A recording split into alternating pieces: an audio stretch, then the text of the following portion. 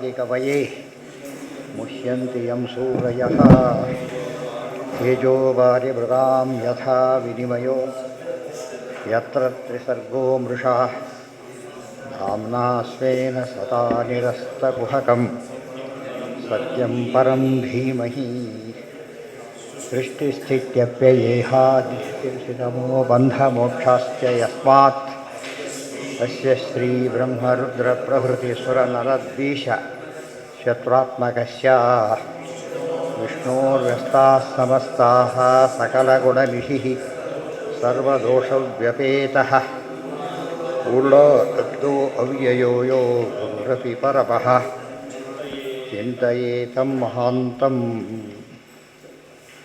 ಈ ಭಾಗವತದ ಪ್ರಥಮ ಸ್ಕಂದದ 3ನೇ ಅಧ್ಯಾಯದಲ್ಲಿ ಅನೇಕ ಭಗವತ್ ಅವತಾರಗಳ ಬಗ್ಗೆ ಹೇಳ್ತಾ ಇದ್ದಾರೆ.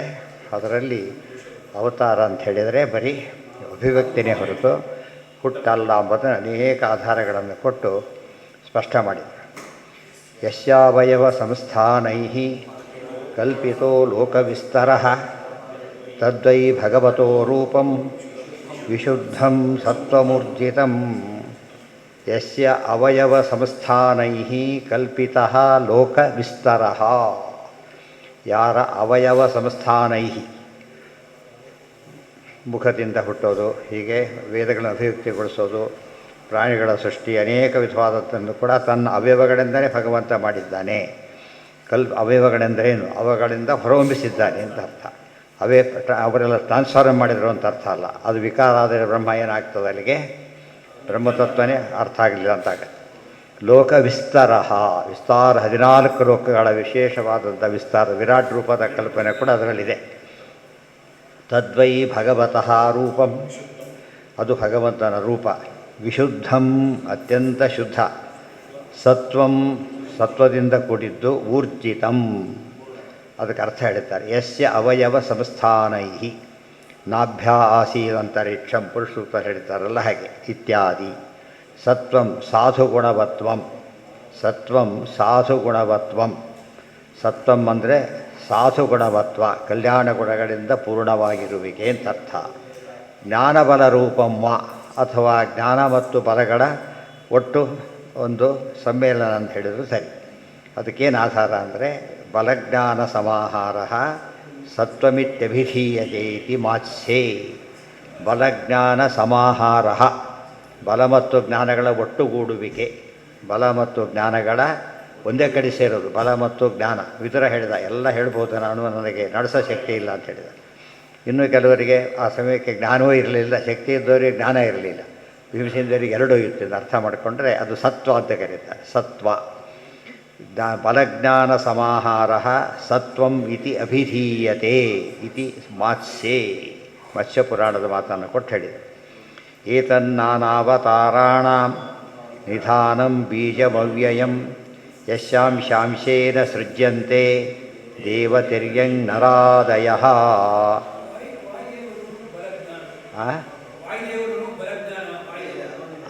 ಸಮಾಹಾರ ಎಲ್ಲೆಲ್ಲಿರುತ್ತೋ ಸತ್ವ ಇದೆ ಅಂತ ಅರ್ಥ. ಗೊತ್ತಾಯ್ತಾ? ಅವರಿಬ್ಬರಲ್ಲಿ ಜೀವರಲ್ಲಿ ಅತ್ಯುತ್ತಮವಾದ ಸತ್ವ ಇರೋದು ವಾಯುದೇವರಲ್ಲಿ, ಬ್ರಹ್ಮವಾಯುಗಳಲ್ಲಿ. ಅನಂತರದ ಸತ್ವ ಲಕ್ಷ್ಮೀನಾರಾಯಣ. ಸ್ವಾತಂತ್ರ್ಯೇಣ ದೇವರಲ್ಲಿ ಒಂದೇ. ಬಲಜ್ಞಾನ ಸಮಾಹಾರ ಸತ್ವಂ. ಏತತ್ ನಾನಾವತಾರಾಣಾಂ ನಿಧಾನಂ ಬೀಜಂ ಅವ್ಯಯಂ. ಎಲ್ಲ ಅವತಾರಗಳಿಗೆ ನಿಧಾನ ಅಂದರೆ ಮೂಲ, ಆಶ್ರಯ ಅಂದರೆ ಮೂಲ ಅಂತ. ಮೂಲ ರೂಪಕ್ಕೆ ಹೋದ್ರು ವ್ಯತ್ಯಾಸ ಇಲ್ಲದೆ ಹೋದರೂ ಕೂಡ ಮೂಲ. ಬೀಜಂ ಅವ್ಯಯಂ, ಬೀಜಂ ಅಂದರೆ ಕಾರಣ, ಅವ್ಯಯಂ ಅಂದರೆ ಹ್ಯಾಸರಹಿತ. ಅದಕ್ಕೆ ಹೇಳ್ತಾರೆ ಬೀಜ ಅಂತ ಹೇಳಿದ ತಕ್ಷಣ ಏನಾಯ್ತು? ಈಗ ಒಂದು ಬೀಜ ಹಾಕಿದ್ರಿ, ವೃಕ್ಷ ಹುಟ್ಟಿದು. ಬೀಜ ಇಲ್ಲ, ಈಗ ಬೀಜ ಏನಾಯಿತು? ಹೊಡ್ಕೊಂಡು. ಆದರೆ ಅಲ್ಲ, ಅವ್ಯಯಂ ಬೀಜಂ ಅಂದರೆ ಅರ್ಥ ನಿಮಿತ್ತ ಕಾರಣ ಅಂತ ಅರ್ಥ. ಉಪಾದಾನ ಕಾರಣದಲ್ಲಿ ಏನಾಗುತ್ತೆ? ಬೀಜ ಟ್ರಾನ್ಸ್ಫಾರ್ಮ್ ಮಾಡಿಬಿಡುತ್ತೆ, ಇರೋದಿಲ್ಲ ಬೀಜ. ನಿಮಿತ್ತ ಕಾರಣದಲ್ಲಿ ಕುಂಬಾರ ಅಲ್ಲೇ ಇದ್ದಾನೆ.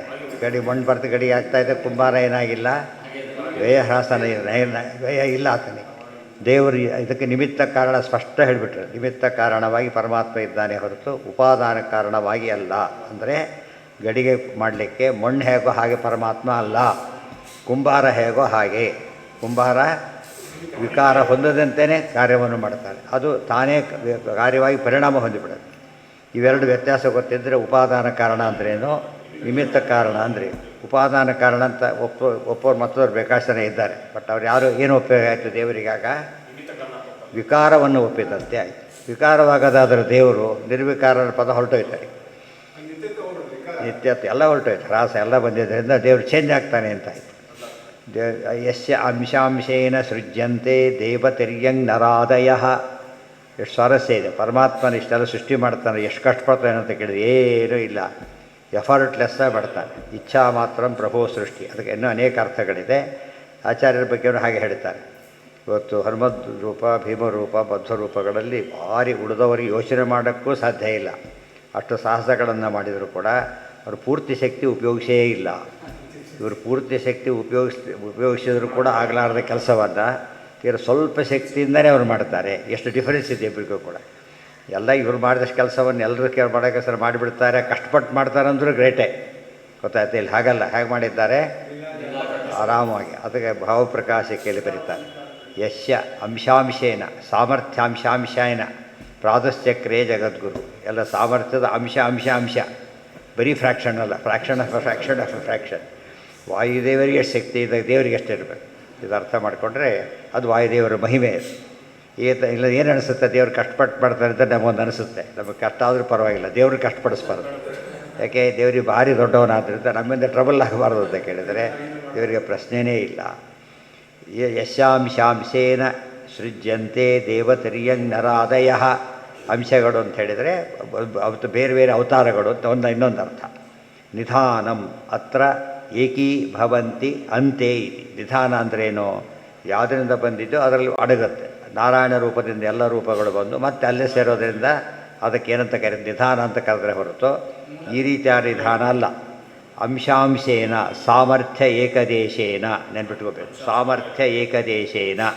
Just portion of his whole capacity ಅಷ್ಟು ಮಾಡ್ತಾರೆ.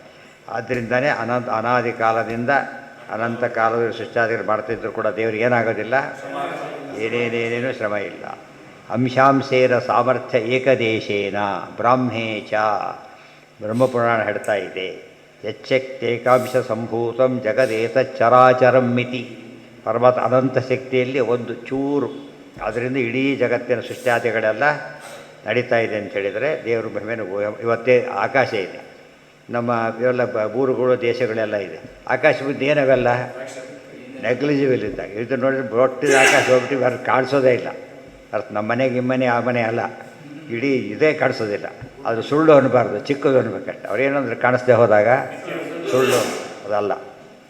ತಪ್ಪು ತಿಳುವಳಿಕೆ ಸುಳ್ಳು ಅಂತಾರೆ ಹೊರತು ಕಡಿಮೆ ಹೆಚ್ಚು ಕಂಡ್ರೆ ಸುಳ್ಳಲ್ಲ. ಅದು ಹತ್ತಿರ ಹೋದಾಗ ಹೆಚ್ಚು ಕಾಣೋದು, ದೂರ ಹೋದಾಗ ಕಡಿಮೆ ಕಂಡ್ರೆ ಅದು ಸತ್ಯನೇ ಹೊರತು ಸುಳ್ಳಲ್ಲ. ಯಚ್ಚೇಕಾಂಶ ಸಂಭೂತಂ ಜಗದೇತತ್. ಯಾವ ಜಗತ್ತು ಅಂದರೆ ಚರಾಚರಂ. ಚರ ಅಚರ. ಚರ ಅಂದರೆ ಜಂಗಮ, ಅಚರ ಅಂದರೆ ಸ್ಥಾವರ. ಸ್ಥಾವರ ಜಂಗನಾತ್ಮಕವಾದ ಇಡೀ ಜಗತ್ತು ಪರಮಾತ್ಮನ ಅನಂತ ಶಕ್ತಿಯಲ್ಲಿ ಚೂರು ಶಕ್ತಿಯಿಂದ ಮಾತ್ರ ಆಗಿರೋದು. ಅದು ಕೂಡ ಏನು ನಮ್ಗೆ ಅರ್ಥ ಆಗಲಿಕ್ಕೆ ಚೂರು ಅಂತ ಹೇಳಬೇಕೆ ಹೊರತು ದೇವರಿಗೆ ಏನಿಲ್ಲ, ನೋ ಚೇಂಜ್. ಸಯೇವ ಪ್ರಥಮಂ ದೇವ ಕೌಮಾರಂ ಸರ್ಗಮಸ್ಥಿತಃ ಚಚಾರ ದುಶ್ಚರಂ ಬ್ರಹ್ಮ ಬ್ರಹ್ಮಚರ್ಯಮಖಂಡಿತಂ.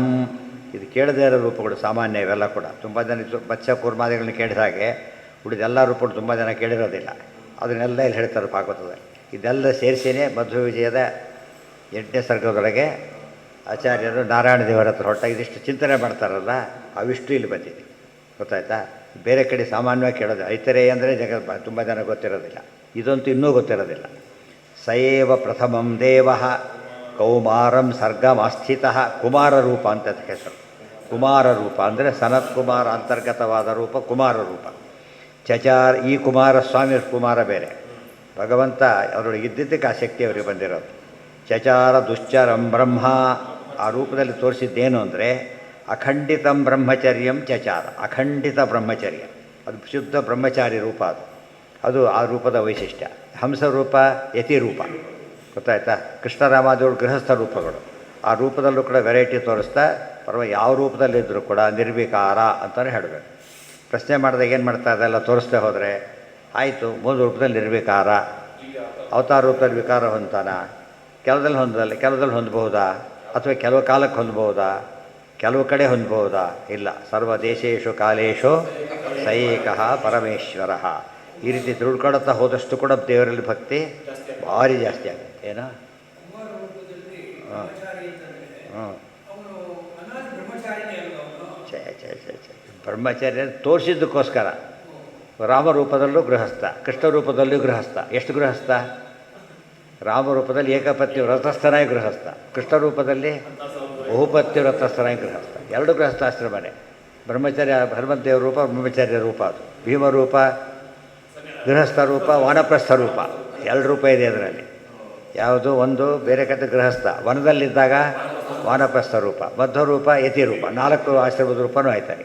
ಅರ್ಥ ಆಯ್ತಾ? ಇದೆಲ್ಲ ಅರ್ಥ ಮಾಡಿಕೊಂಡ್ರೆ ಅಷ್ಟು ವೆರೈಟಿ ತೋರಿಸಿದ್ರು ಕೂಡ ಅವರೇ ನೋ ಚೇಂಜ್. ಗೃಹಸ್ಥನಾದ ಚೇಂಜ್ ಆಗ್ತಾನೆ, ಬ್ರಹ್ಮಚರ್ಯ ಅವೆಲ್ಲ ದೇವರಲ್ಲಿಲ್ಲ. ಅದನ್ನ ಹೇಗೆ ನಡೆಸಬೇಕು ಅಂತ ತೋರಿಸ್ಕೊಡೋದು ಕಷ್ಟ ಎಲ್ಲ ಮಾಡೋದು, ತೋರಿಸ್ಕೊಡ್ಬೇಕಲ್ಲ, ಅದಕ್ಕೋಸ್ಕರ ಸಯೇವ. ಹಾಂ ಹೌದು ಹೌದು ಹೌದು ಹಾಂ, ಅದಕ್ಕೆ ಹೇಳಿದ್ದು ಆ ರೂಪದಲ್ಲಿ. ಅದಕ್ಕೇ ಒಂದು ರೂಪದಲ್ಲಿ ಇದು ಪೂರ್ತಿ ಅಲ್ಲ, ಅಖಂಡಿತ ಬ್ರಹ್ಮಚರ್ಯ. ಈ ರೂಪದಲ್ಲೇನಿಲ್ಲ, ಬ್ರಹ್ಮಚರ್ಯನೇ ಬರೀ. ಆ ವ್ಯತ್ಯಾಸ ತೋರಿಸ್ತಾನೆ. ಅದು ಎಷ್ಟು ವ್ಯತ್ಯಾಸ ತೋರಿಸಿದ್ರು ವ್ಯತ್ಯಾಸ ಇಲ್ಲ ಎಂಬುದೇ ಅಥವಾ ವ್ಯತ್ಯಾಸ ತೋರಿಸೋದು ಉದ್ದೇಶ. ವ್ಯತ್ಯಾಸ ಇಲ್ಲ ತೋರಿಸೋಕ್ಕೇ ವ್ಯತ್ಯಾಸ ಮಾಡಿ ತೋರಿಸ್ತಾರೆ. ಅದರಿಂದ ಭಕ್ತರಿಗೇನಾಗುತ್ತೆ, ವ್ಯತ್ಯಾಸ ಕನ್ಫರ್ಮ್ ಆಗುತ್ತೆ. ಯಚ್ಛಕ್ತಿ ಏಕಾಂಶ ಸಂಭೂತಂ ಜಗದೇತ ಚರಾಚರಂ ಇತಿ ಸಯೇವ ಪ್ರಥಮಂ ದೇವ ಕುಮಾರ. ಅದೆಲ್ಲ ಡೀಟೇಲ್ಸ್ ಕೊಡ್ತಾರೆ, ಇಲ್ಲೊಮ್ಮೆ ಕೊಡ್ತಾರೆ. ಸನಕಾದಿಗಳ ರೂಪ ಅಲ್ಲ, ಸನಕ, ಸನಂದನ, ಸನತ್ ಕುಮಾರ, ಸನತ್ಸುಜಾತ. ಅದು ಸನತ್ ಕುಮಾರ ಸಾಕ್ಷಾತ್ ಕಾಮಾವತಾರ. ಅದರೊಳಗೆ ವಿಶೇಷವಾಗಿ ಯಾರನ್ನು ಇಟ್ಟಿದ್ದಾರೆ, ತನ್ನ ಕುಮಾರ ರೂಪ ಭಗವಂತ ಇಟ್ಟಿದ್ದಾರೆ. ಇದು ಇಲ್ಲೊಮ್ಮೆ ಬರುತ್ತೆ, ನಾರಾಯಣ ಕವಚಲ್ಲೊಮ್ಮೆ ಬರುತ್ತೆ, ಏಕಾಸ್ಕಂದಲ್ಲೊಮ್ಮೆ ಬರುತ್ತೆ. 3 ಸಲ ಹೇಳ್ತಾರೆ ವಿಷಯ, ಸರಿಯಾಗಿ ತಿಳ್ಕೊಂಡಿರ್ಬೇಕು. ಕುಮಾರೌ ರಾಮ ಭಗವಾನ್ ಸ್ವಯಂ ಸ್ವಸ್ಮಾದಜಾಯತ. ಸ್ವಯಂ ಸ್ವಸ್ಮಾದಜಾಯತ, ತನ್ನ ತಾನೇ ಅಭಿವ್ಯಕ್ತನಾದರೆ ಹೊರತು ಯಾವುದರಿಂದ ಅಲ್ಲ, ಬೇರೆ ಯಾರಿಂದ ನಿಮಿತ್ತ ಇಲ್ಲ. ತಂದೆ ತಾಯಿ ನಿಮಿತ್ತ ಕೂಡ ಇಲ್ಲ. ಆ ರೀತಿ ಬಂದಿದ್ದು ವಿಶೇಷ. ಇದು ಕೆಲವು ಕಡೆ ನಿಮಿತ್ತ ತೋರಿಸ್ತಾನೆ, ನಿಮಿತ್ತ ಕೂಡ ತೋರಿಸಲಿಲ್ಲ. ನರಸಿಂಹ ರೂಪ ನಿಮಿತ್ತ ತೋರಿಸಲೇ ಇಲ್ಲ. ದಿದೇಶ ಬ್ರಹ್ಮಣೇ ಬ್ರಹ್ಮ ಬ್ರಹ್ಮಚರ್ಯೇ ಸ್ಥಿತೋ ವಿಭು. ಬ್ರಹ್ಮಚರ್ಯದಲ್ಲೇ ಇದ್ದ ರೂಪದಲ್ಲಿ ಬ್ರಹ್ಮಣೇ ಬ್ರಹ್ಮ ದಿದೇಶ, ಬ್ರಹ್ಮದೇವರಿಗೆ ಬ್ರಹ್ಮತತ್ವವನ್ನು ಉಪದೇಶ ಮಾಡಿದಂಥ ವಿಶೇಷ ರೂಪ ಇದು. ಸ್ಥಿತೋ ವಿಭು, ವಿಭು ಅಂದರೆ ವಿಶೇಷೇಣ ಭವತಿ, ಅನೇಕ ವಿವಿಧತೆಯ ಭವತಿ. ಮತ್ತು ವಿಷ್ಣುಶ್ಚಾಸೋ ಭೂಶ್ಚ, ಅನೇಕ ಅರ್ಥಗಳದಕ್ಕೆ. ವ್ಯಾಪ್ತ ಅಂತಲೂ ಅರ್ಥ, ಸಮರ್ಥ ಅಂತಲೂ ಅರ್ಥ. ಯಸ್ಮಾತ್ ಸನತ್ಕುಮಾರಶ್ಚ, ನೋಡಿ ಬ್ರಹ್ಮದೇವರಿಗೆ ವೇದೋಪದೇಶ ಮಾಡಿದ್ದು, ಬ್ರಹ್ಮೋಪದೇಶವನ್ನು ಮಾಡಿದ್ದು ಈ ರೂಪದಿಂದ. ಜೊತೆಗೆ ಸನತ್ಕುಮಾರರಿಗೆ ಬ್ರಹ್ಮಚರ್ಯಂ ಅಪಾಲಯತ್. ಯಸ್ಮಾತ್ ಸನತ್ಕುಮಾರಶ್ಚ, ಸನತ್ಕುಮಾರ ರೂಪ ಅದು ಆಬಾಲ ಬ್ರಹ್ಮಚರ್ಯ, ಆಬಾಲ ಸನ್ಯಾಸ ತಗೊಂಡಿದ್ದು ಬ್ರಹ್ಮಚರ್ಯದಿಂದ. ಅದು ಕಾರಣ ಏನಾಯಿತು ಅಂದರೆ ಒಳಗಿರ್ತಕ್ಕಂಥ ರೂಪದಿಂದ ಕಾರಣ. ಬಲರಾಮದೇವರು ಭಾರಿ ಪರಾಕ್ರಮ ತೋರಿಸ್ತಾರೆ. ಒಳಗಿದ್ದ ಶುಕ್ಲಕೇಶ ಆವೇಶದ ಫಲ ಅದು. ಈ ರೀತಿ ಇರಲಿಕ್ಕೆ ಕಾರಣವಾಗಿದ್ದೇನಿದು ಪರಮಾತ್ಮನ ರೂಪ ಒಳಗಿದ್ದರಿಂದ ಆ ರೀತಿ ಮಾಡಲಿಕ್ಕೆ ಸಾಧ್ಯವಾಯಿತು. ಯಸ್ಥಾಣೋ ಸ್ಥಾಣು ತಾಂ ಪ್ರಾದಾತ್. ಅಲ್ಲ, ಬ್ರಹ್ಮಚರ್ಯಂ ಅಪಾಲಯತ್, ಅಪಾಲಯತ್ ಅಷ್ಟೆ, ಪಾಲನೆ ಮಾಡಿದನು. ಗೊತ್ತಾಯ್ತಾ? ಪಾಲಯಾಮಾಸ, ಅಪಾಲಯತ್ ಎರಡು ಒಂದೇ ಅರ್ಥ.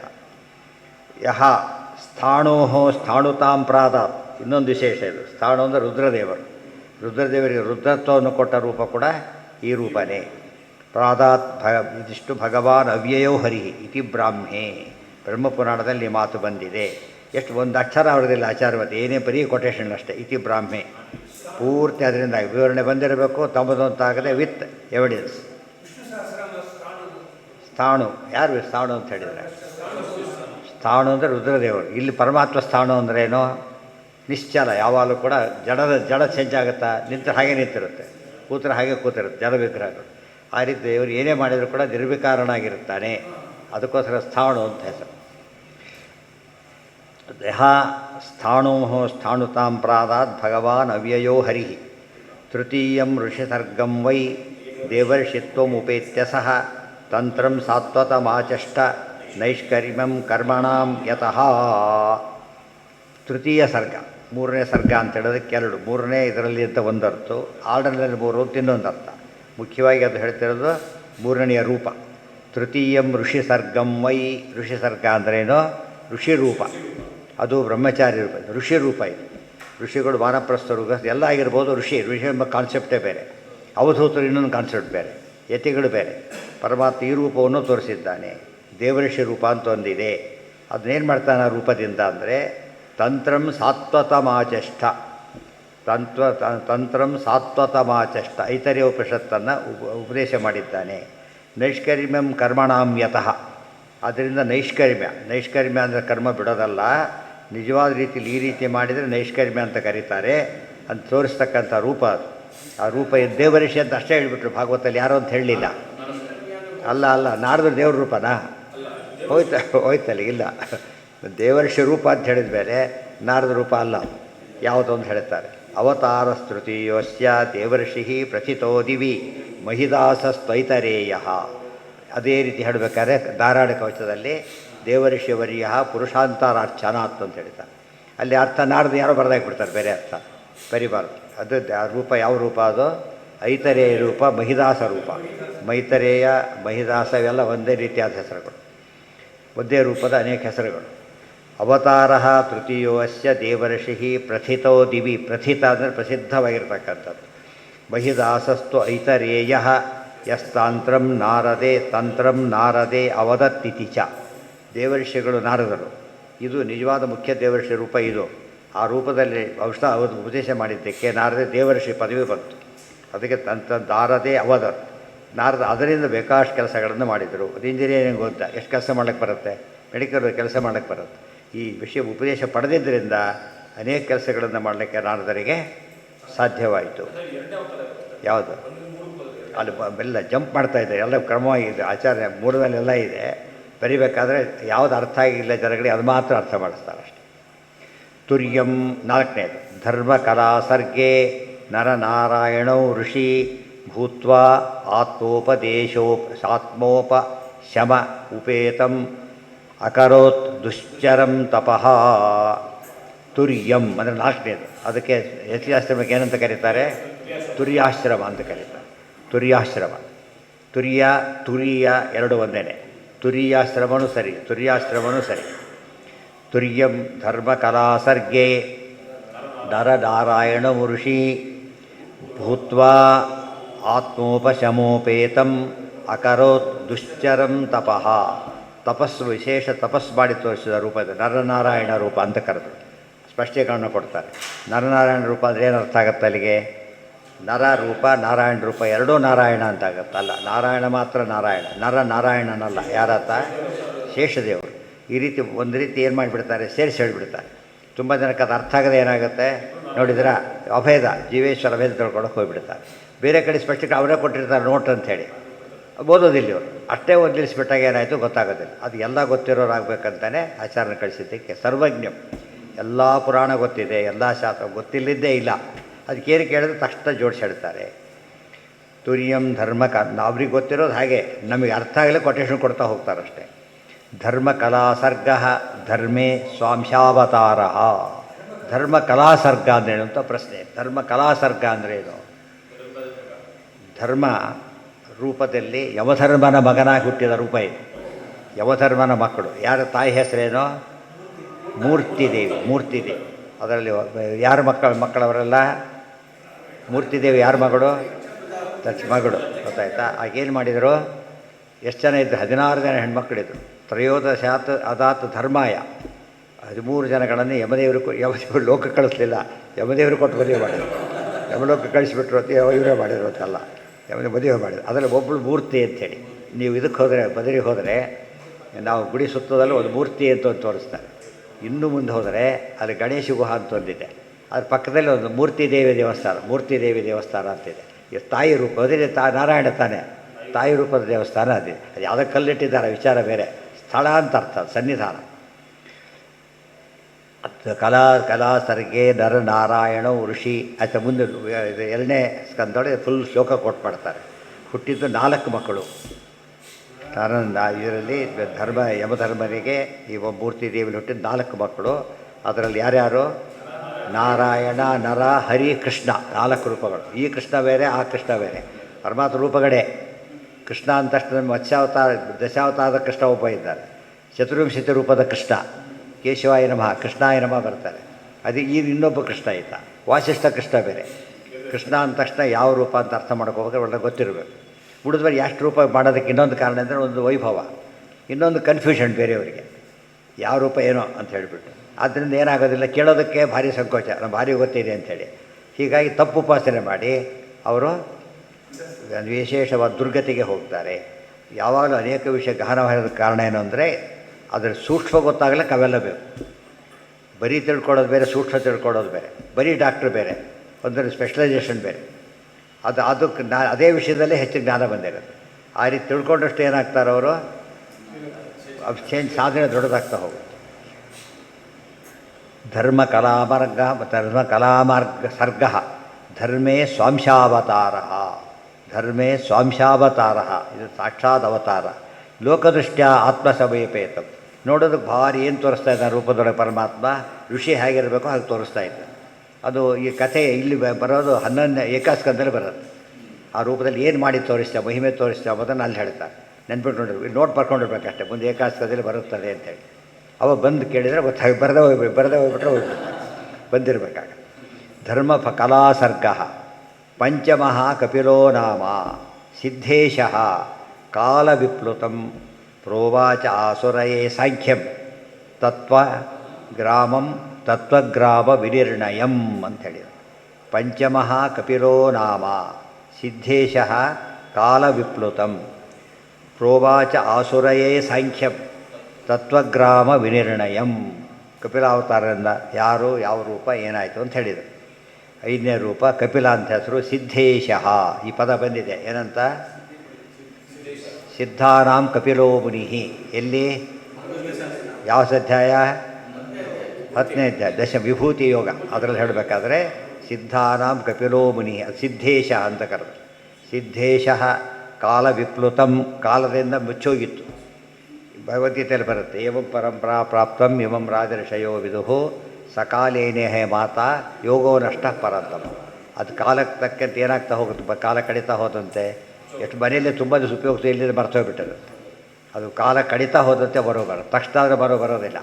ಕಾಲ ಅಂದರೆ ಕಾಲ ರೂಪದಲ್ಲಿ ತಾನು ಮಾಡಿಸ್ತಾನೆ ಪರಮಾತ್ಮ ಅಂತ ಅರ್ಥ. ಮತ್ತ ಸ್ಮೃತಿ ಜ್ಞಾನಮಪೋಹನಂಚ, ಸ್ಮರಣೆ ಕೊಡೋದು ಪರಮಾತ್ಮನೇ, ವಿಸ್ಮರಣೆ ಕೊಡೋದು ಪರಮಾತ್ಮನೇ, ಮತ್ತೆ ತಾನು ಬೇಕಾದವ್ರಿಗೆ ಮಾತ್ರ ಸರಿ ಮಾಡೋದು ತಾನೇನೆ. ಅದು ಹೇಳೋದಕ್ಕೆ ಪಂಚಮ ಕಪಿಲೋ ನಾಮ ಸಿದ್ಧೇಶ ಕಾಲವಿಪ್ಲುತಂ ಪ್ರೋವಾಚ ಆಸುರಯೇ ಸಾಂಖ್ಯಂ.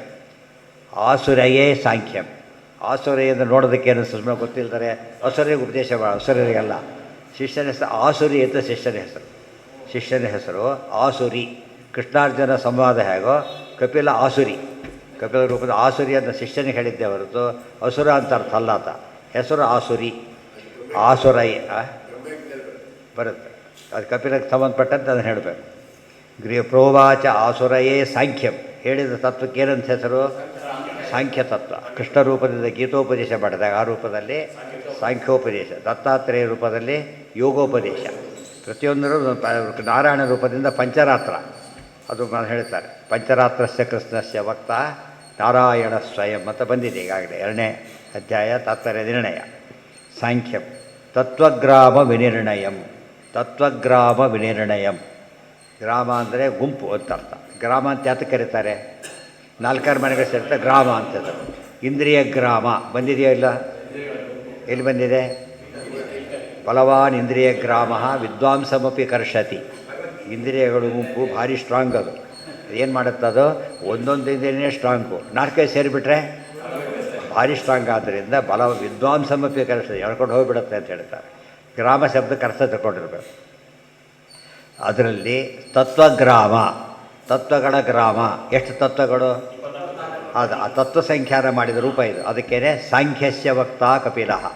ಸಾಂಖ್ಯವನ್ನು ತತ್ವವನ್ನು ಎಲ್ಲ ತತ್ವಗಳು ವಿರೋಧ ಇಲ್ಲ, ಹೇಳೋ ರೀತಿ. ತತ್ವ ಸಂಖ್ಯಾನ ಬರೆದವರು ಆಚಾರ್ಯರು, ತತ್ವ ವಿವೇಕ ಬರೆದವರು ಅಂತ ಹೇಳಿದ್ರೆ ವ್ಯತ್ಯಾಸ ಆಯಿತಾ, ಆಗಲಿಲ್ಲ. ಗ್ರಂಥದ ಹೆಸರು ಬೇರೆ ಆಯಿತಾ ಹೊರತು ವಿಷಯ ಕರ್ತೃ ಬದಲಾವಣೆ ಆಗಿಲ್ವೋ. ಬೇರೆ ಬೇರೆ ಹೆಸರಿನಿಂದ ಏನು ಮಾಡ್ತಾನೆ ಪರಮಾತ್ಮ, ತತ್ವವನ್ನೇ ತಿಳಿಸ್ತಾ ಹೋಗ್ತಾನೆ.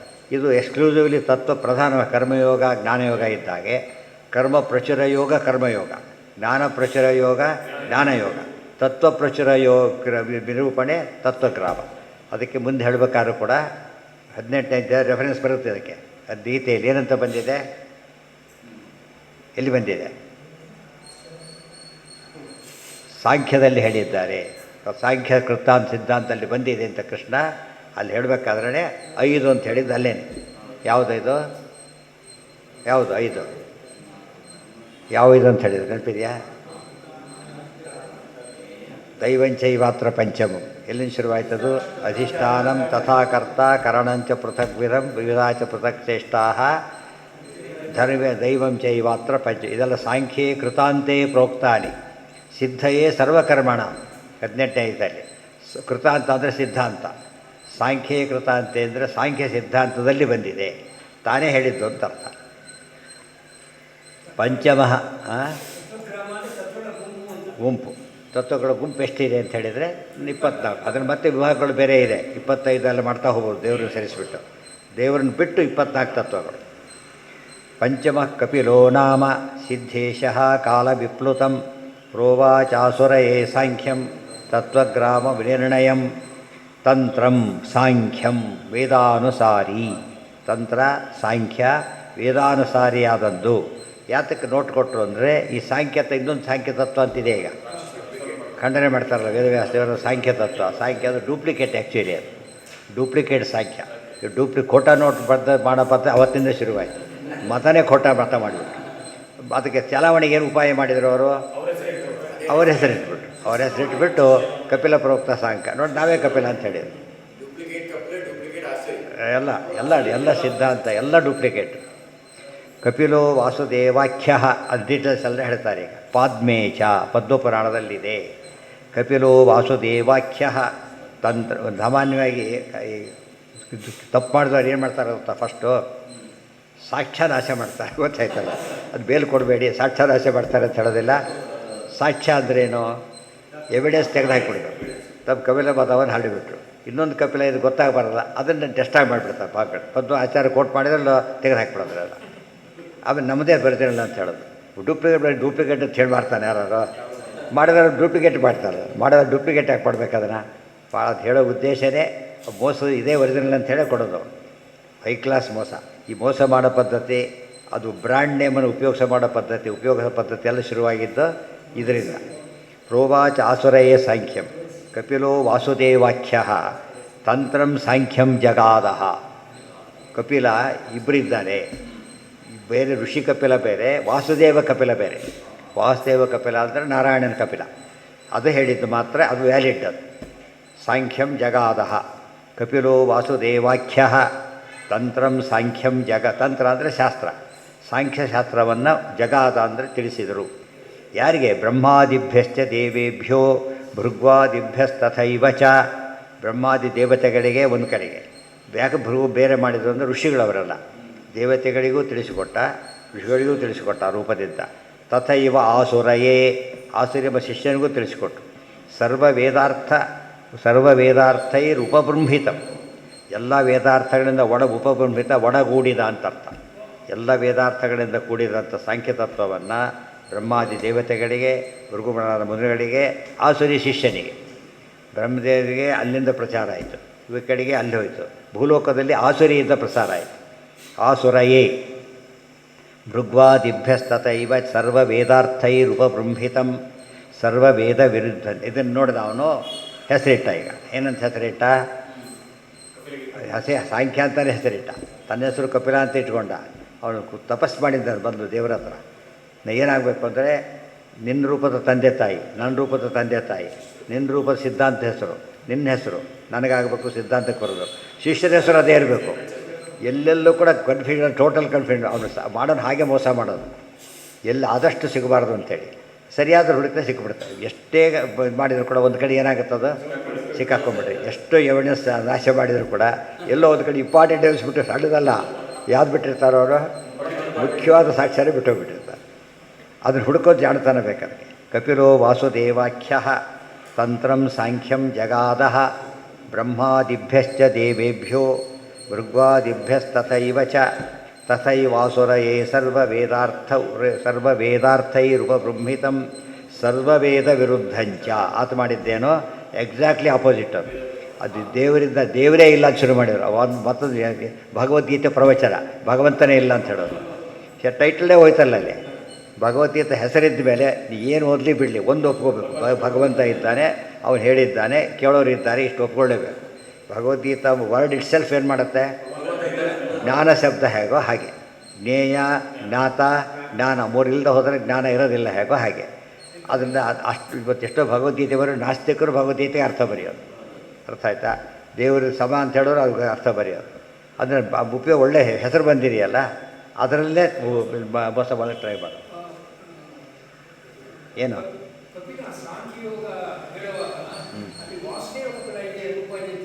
ವಾಸುದೇವ ಜಾತಕ್ಕೆ ಹೇಳಿದ್ರು ಗೊತ್ತಾ? ಕೃಷ್ಣ ಕಪಿಲ ಅಂತ ಅರ್ಥ ಅದಕ್ಕೆ. ಕೃಷ್ಣ ಕಪಿಲ, ವಿಷ್ಣು ಕಪಿಲ ಬೇರೆ, ಅವಿಷ್ಣು ಕಪಿಲ ಬೇರೆ. ಒಬ್ಬ ಸರ್ಕಾರಿ ಅಧಿಕಾರಿಯಾಗಿದ್ದು ಬೇರೆ, ಗೌರ್ಮೆಂಟ್ ಸರ್ವೆಂಟ್ ಇದ್ದು ಬೇರೆ, ಒಬ್ಬ ಗುಡ್ಡ ಏಜೆಂಟ್ ಒಬ್ಬ ಬೇರೆ, ಹೆಸರು ಒಂದೇ. ಅರ್ಥ ಆಯ್ತಾ? ಆ ರೀತಿ ಆಗಬಾರದು ಅಂತ ಹೇಳೋದಕ್ಕೆ ಅಂತ ಹೇಳಿದ್ರು. ತಥೈವ ಆಸುರಯೇ ಸಾಂಖ್ಯಂ ಆಸುರಯೇ ಅನ್ಯಸ್ಮೈ. ಇನ್ನೊಬ್ಬ ಆಸುರಿ ಇದ್ದ, ಅವನ ಶಿಷ್ಯ, ಅವನಿಗೆ ಅದನ್ನು ಹೇಳಿಕೊಂಡ. ಇಲ್ಲಿರೋದು ಒಳ್ಳೆಯ ತರ್ಕ, ಅದು ಕುತರ್ಕ ಪರಿಭ್ರಮಿತಂ. ಕುತರ್ಕ ಪರಿಭ್ರಮಿತ ತುಂಬಿರೋದೇನದಲ್ಲಿ ಬರೀ ಕುತರ್ಕನೇ ಹೊರತು ಏನು ಸರಿಯಾದ ತರ್ಕನೇ ಇಲ್ಲ. ಹೆಸರಲ್ಲಿ ಫೇಲ್ ಆಗಿದೆ. ನಿಂದು ಹೇಳಿ ಬಸತ್ ಹೇಳಿದ್ದೀನಿ. ಇಂಜಿನಿಯರಿಂಗ್ ಓದ್ಬೇಕಾದ್ರೆ ಪಾಪ್ಯುಲರ್ ಬುಕ್ ಇತ್ತು, ಎಲೆಕ್ಟ್ರಿಕ್ ಟೆಕ್ನಾಲಜಿ ಬೈ ತೆರಾಜ ಅಂತ. ಎಲೆಕ್ಟ್ರಿಕಲ್ ಟೆಕ್ನಾಲಜಿ ಬೈ ಕಾಟನ್ ಅಂತ ಒಂದು ಬಂದಿತ್ತು. ತೆರಾಜ ಒಬ್ಬ ಇದ್ದ. ಇದು ಸ್ವಲ್ಪ ದೊಡ್ಡ ಪುಸ್ತಕ, ಸ್ವಲ್ಪ ಚಿಕ್ಕ ಪುಸ್ತಕ. ಇದರಲ್ಲಿ ಇಲಿಸ್ಟ್ರೇಷನ್ ಜಾಸ್ತಿ ಇತ್ತು, ಭಾರಿ ಪಾಪ್ಯುಲರ್ ಅದು. ಇನ್ನೊಂದು ಪುಸ್ತಕ ಬರೆದ, ಕಾಪಿ ಹೊಡೆದ, ಎಲ್ಲ ಕೂಡ ವಿಷಯ ಎಲ್ಲ ಕಾಪಿ ಹೊಡೆದ. ಹೆಸರು ಧೀರಾಜ. ಅವ್ರು ಮಾಡಿದ್ದೇನು ಗೊತ್ತಾ? ಸ್ಪೆಲ್ಲಿಂಗ್ ಕೂಡ ಅದೇ, ತೆರಾಜನೇ. TH ಸ್ವಲ್ಪ ಗ್ಯಾಪ್ ಕೊಟ್ಟ. ಕೇಸ್ ಹಾಕ್ಬಾರ್ದು, ಅವ್ರಿಗೆ ಕೇಸ್ ಹಾಕ್ಬಾರ್ದಲ್ಲ, ಸ್ವಲ್ಪ ಗ್ಯಾಪ್ ಕೊಟ್ಟ. ಓದೋರದೆಲ್ಲ ನೋಡೋದಿಲ್ಲ.